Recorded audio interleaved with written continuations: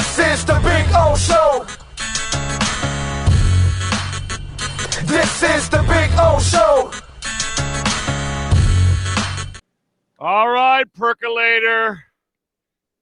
You told me I was going to be 2-3 right now. I feel a little better about the football team. I'm not feeling so good. I'm not feeling so good, man. Yeah, the Dolphins choked today, didn't they? They choked. You know, when I said the 2-3, that was just that was optimism. That was optimism. That was when Tyreek was healthy also. You know what? And I predicted on my podcast Tuesday that they were going to lose this game. And then the more I thought about it, I went with Dolphins 21-20. And then I thought, you know what? I'm going to change that, but I didn't. I stuck with Dolphins 21-20. But wow, this was as ugly as it gets. I mean, wow. I mean, you allow the run game to just plow you down. Offensively, you had nothing. It continues the roll woes. This is even bad for the Mike McDaniel era because these are the type of teams and the type of situations that they win. They're now, 10-19 on the road under Mike McDaniel. Mike McDaniel is now a 500 coach, 29-29. Yeah, this is as bad as we've seen from Mike McDaniel that when I wrote in 2023 he should be on the hot seat, or 2023 that he should be on the hot seat if he lost that Kansas City playoff game. I didn't suspect that the seat was going to be like this. I didn't foresee this. This was ugly. I mean, the feds couldn't get RICO charges on Sean. Well, guess what? Carolina got RICO charges right now on Miami, baby, because Rico Dowdle just tore them up for 200 yards. By the way, he was part of my parlay. I had Rico Dowdle in my parlay. I had Darren Waller over 49.5 yards, Darren Waller anytime touchdown, and Rico Dowdle over 79.5 yards, baby. I think nice. I think he slightly went over that. Slightly. Little bit. Yeah, and that was that how the run game just ran them over was absolutely ugly. Now, the things I got to ask you, like somebody asked right before you were coming on, why didn't you go for it at the end? Why are you punting off when your defense isn't going to stop anybody? And then the other thing is Darren Waller helped give you a 17-0 lead. How is it that he disappears in the entire second half, Perk? It's like when the run game works, he stops using the run game. Like this is habitual with this man. Yeah, I mean, look, it's a one-dimensional offense, right? It was Tyreek, and Tyreek is gone, and so you've got no answers. Defensively, that front seven remains the biggest disappointment as a unit on the team, right? I mean, they're not stopping the run. They're not applying pressure on the quarterback.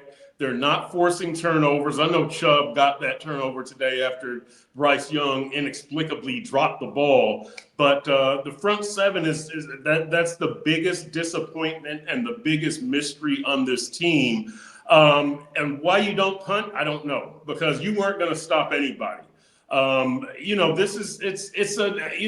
for Mike McDaniel, the coaching today was a shocker. It was really, really a shocker.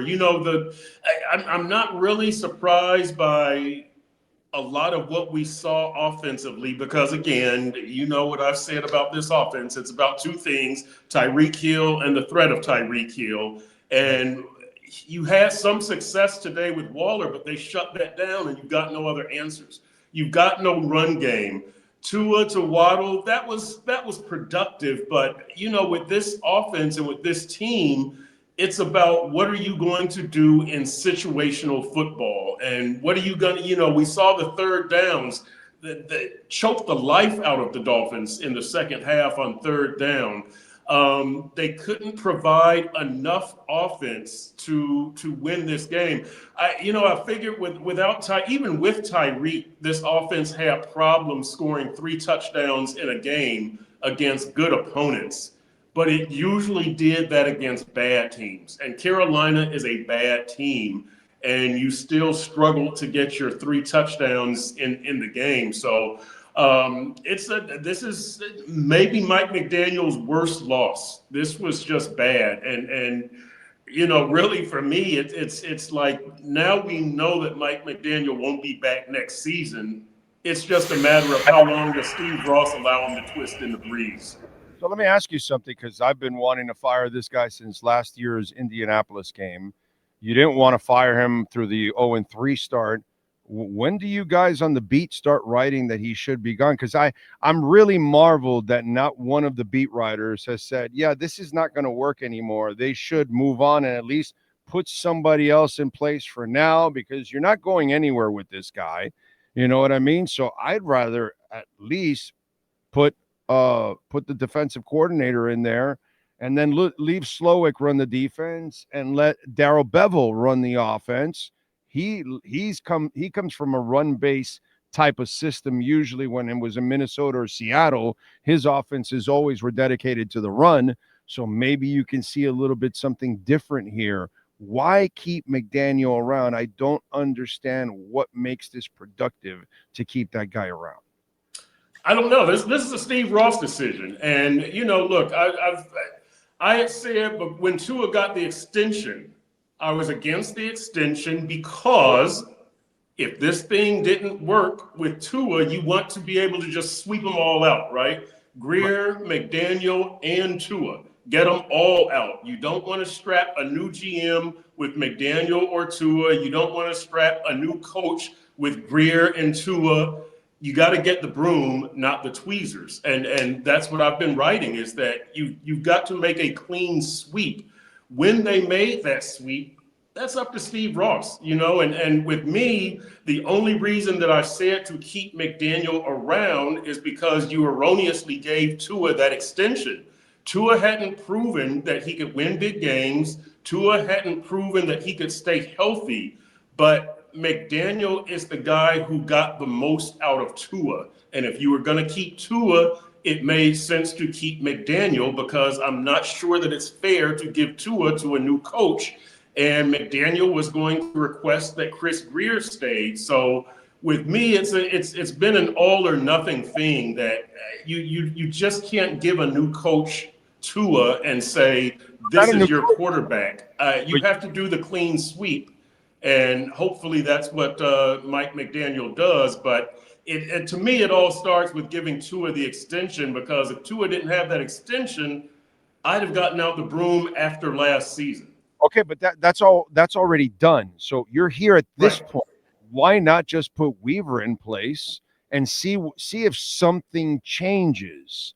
Well, that's up to Steve Ross. That's what I'm writing today, is that, yeah, McDaniel, this is up to Steve Ross now, that we know he's not going to be back for 2026, right? I mean, we know that. Like, if he could have done something at the end of this season to reach Tua or rally this offense or bring along the youngsters, maybe, but he didn't, and so that's where we are right now, that it's just a matter of how long do you allow Mike McDaniel to twist in the breeze. And I'll tell you this also, I mean, the Weaver bandwagon, my goodness. I mean, this guy is doing a worse job than Mike McDaniel right now.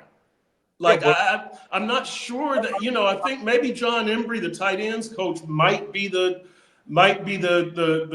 better choice now, but man, it's a tough decision. Here's the difference between me and a lot of you guys out there. I didn't expect this defense to be shit, because all they have is a pass rush. They have too many young D tackles. Well, the front seven.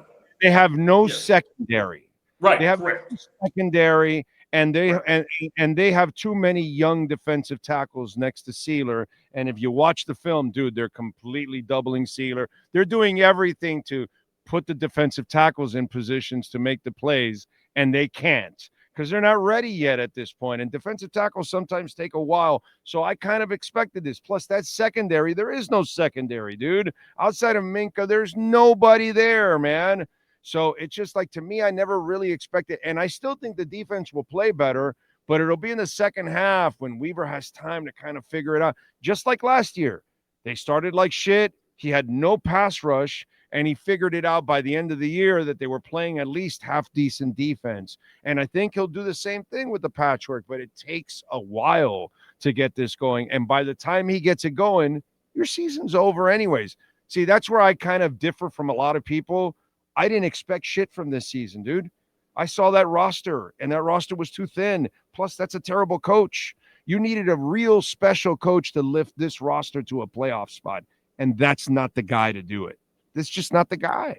Yeah, but we've known that since December of 2022, though, that Mike has a one-dimensional offense, right? And he didn't get, I hate to go back into this, but when I wrote that Brian Flores got more out of his talent than Mike McDaniel, I got pounded, right? I got pounded by the fans, and it was because everybody liked Mike so much. But Mike wasted an opportunity here. This is the best talent this organization had in more than 20 years, and it's a terrible showing. I've written that this has been perhaps the most disappointing era of Dolphins football. And you could throw the Parcells era up there. I'm not talking about results. I'm talking about expectations versus results. You have a much better quarterback than in the Parcells era. Correct. That's correct. And this, you couldn't do anything with this offense because it was so one-dimensional that once you get past Tyreek, there's nothing that can beat you. And that's the first thing that I fault Mike McDaniel for was, you couldn't develop this offense, but I fault the organization because nobody in that building made him make a change. And that's where you have organizational failure because, let's face it, against the good teams, the Dolphins were easy to defend. You shut down Tyreek. And again, you know the numbers, Big O, 11-0 and 23-24 when Tyreek had over 100, 7-17 when he didn't. You averaged 35 points a game when he had over 100. You averaged 18 points a game when he didn't. But going beyond that, the defense, I thought the front seven, you knew the secondary wasn't going to be anything. I thought the front seven was going to be something, and I didn't count on all three of. Look, they made it a two-person draft, right? You're not counting on 5th, 6th, and 7th rounders to do anything. No. I don't know. I didn't like that they traded out of the 3rd and 4th rounds, but you made it a Kenneth Grant, Jonas Savaiinaya draft. And so that's what you were left with. And I had written that Anthony Weaver, his unit got neglected in the offseason, right? Offensively, you got Bobby Slowick, the senior pass game coordinator. You got 2 quarterbacks. You got 2 guards. You got your big receiver. You got your big running back. You drafted another running back. The offense got everything it wanted this offseason. Defensively, you just basically got the 1st round pick, and that's it. And so, I understand that Weaver is trying to make chicken salad, but that doesn't excuse the way the front seven has played. Not the entire defense, the front seven, where you do have Sealer and Chubb and Phillips and Shop and Judon and Jordan Brooks and Terrell Dodson and Willie Gay, who inexplicably can't get into games. The front seven should be doing a lot better, and they're not.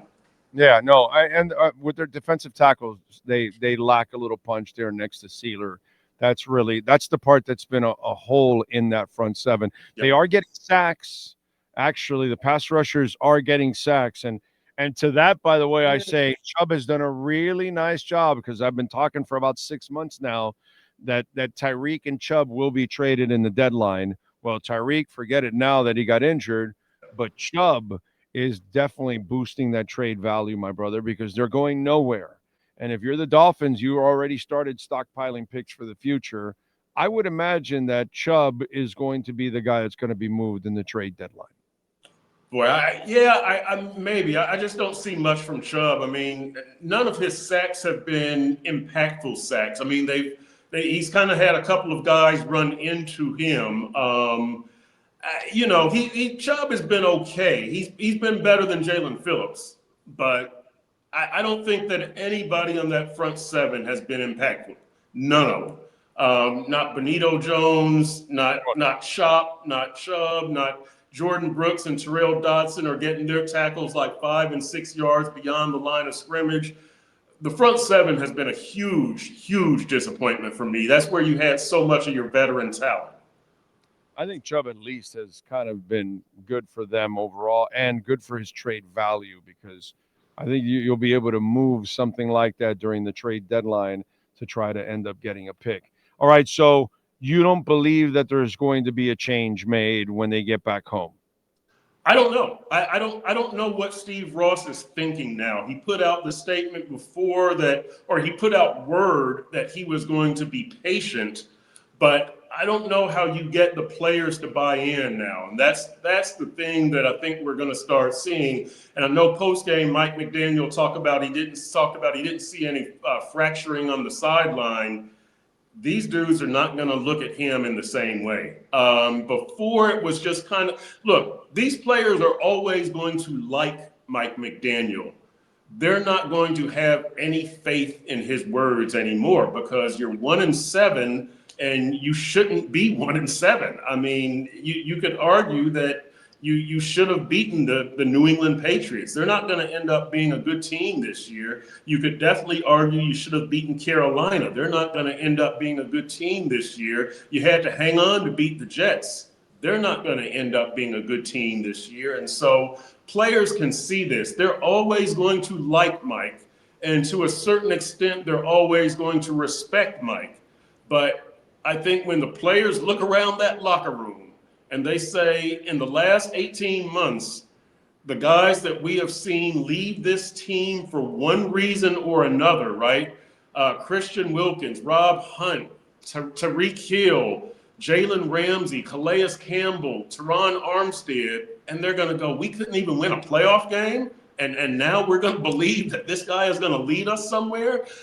Again, they will like Mike, but they're going to look around and he's going to get a vote of no confidence in their mind. And that's what you're going to have to fight for these next 12 games. I don't know how long you can keep that fight going if you're Steve Ross. Minka didn't want to talk to you guys. Was there any other disgruntled type of individuals in the locker room? Oh, let me make it clear. I'm at home. I didn't make this trip. Dave Hyde made the trip. David Furones and Dave Hyde made the trip. I'm sorry for not making that clear. But, Minka, I'm sure Minka looks around and I would guess he's still hurt and puzzled for the trade from Pittsburgh, wondering why Pittsburgh would want to trade him. And then he comes back to this situation that he didn't like before. He's got to dislike it even more now. So, I think with Minka, it might be a case where if you don't have something nice to say, don't say anything at all. And that becomes kind of your policy here. But it's from our standpoint, from a working media standpoint, Mike McDaniel has always had a good locker room. These have been a bunch of really, really good guys that I truly enjoy going in that locker room. But at the same time, as I've always written, they're not tough enough. There's not enough dogs. There are a bunch of guys that are in the Chris Grier, Mike McDaniel mold. And that doesn't win in the NFL. As I've said, it's a bunch of guys who you would trust to babysit your kids, and that's not going to get you to the Super Bowl. Nothing against nice guys, but that collection is not going to get you to the Super Bowl. There's no edge in that locker room. There's no edge on that roster. There's not that sense of paranoia where if I mess up, I'm going to lose my starting position and or my roster spot. Everybody is just such a nice, friendly environment in that locker room, which, again, it's a great working locker room for us. But when you're trying to win a Super Bowl, that's not going to work. I've never really felt the good locker rooms in football are nice, friendly locker rooms. Correct. And that's football's not about being nice and friendly, by the way. No, it just, no. Has to be kind of an edge. I mean, if you covered Alonzo Mourning, he wasn't the nicest dude on game day. Sorry. It just kind of, you're like, wow, he's a jerk. No, dude, he's not a jerk. He's just like really intense. It's just kind of you need to have an edge. This team, I was there for the 2000 and 2001 Dolphins. I was there for the 2005 Heat when Shaq came, the 2006 Heat that won the title, the 2007 Heat, which put on probably the worst title defense I've ever seen in my lifetime because they were just chilling, and then the big three Heat, and then you come to this Dolphins locker room, and it's different. It is different. I did 3 years of Texas Rangers, 90, 94, 95, 96, and they made the playoffs for the first time in franchise history in 96. 94 and 95, a lot of those teams were out of it, 10, 12 games out in August and September, but they still had more of an edge than this locker room for the Dolphins. There was a professionalism. There was just, with guys like Mickey Tettleton and Will Clark and Julio Franco, like some hardened vets, that there was an attitude that you don't get with this Dolphins locker room that, again, very nice guys in this Dolphins locker room, but not enough dogs, not nearly enough dogs. And I've written that for 3 years. All right, so Chris, and of course, you can follow Chris Perkins on Twitter at Chris Perk, and make sure you subscribe to the South Florida Sun Sentinel. So it seems to me like you're writing, moving on from here, that the season is over, that playoffs are probably no longer in the cards for Dolphins. And the question is, what is Stephen Ross going to do with the future of the Miami Dolphins? I kind of take it that that's the direction you're going in. Yeah, that now we know that, after Steve Ross before said, I'm going to be patient, how much more patient can you be? It makes no sense. And now, Tyreek is out, and you've got this ugly loss hanging over you. You're 1-4. You got Justin Herbert coming into town. You still haven't hit the meat of the schedule. You're losing games on the road that you should have won. How much longer are you going to let this go, and what are you going to do? That's the direction that I'm going to go. All right. Follow him on Twitter at Chris Perk. Perk, as always, I appreciate you, my brother. Thank you for taking some time, and we will catch up next week. Yeah, hopefully it's hopefully it's a little happier next week, right? I don't know that it will be, but hopefully it is, Big O. Who knows, my brother? After this, I don't know if we're going to see happy times for the rest of this year. That's for damn sure. But Yep. Hey, we'll be here either way. All right, That's Perk. it. Appreciate you, my brother. Thank right. you. You got it. EJD Construction. We love talking about Eric. He's been a proud sponsor of our program for many years now, different radio stations and on this platform. And if you live in Dade and Broward County, homes only, not condos, they can help you out. Quality work, affordability. They use shell construction, so they keep the cost down low. Reach out to him. This is the owner's cell number, so he can take care of you. 305-433-4843. They are fully insured, liability and workers' comp, man. Reach out to my guys at EJD Construction. Eric has been at this for over 20 years. They've got a AAA rating from the Better Business Bureau. They are absolute monsters, and their work is second to none. You can go to ejdconstruction.com and check it out for yourself. They've also got a Instagram page at EJD Construction. 305-433-4843.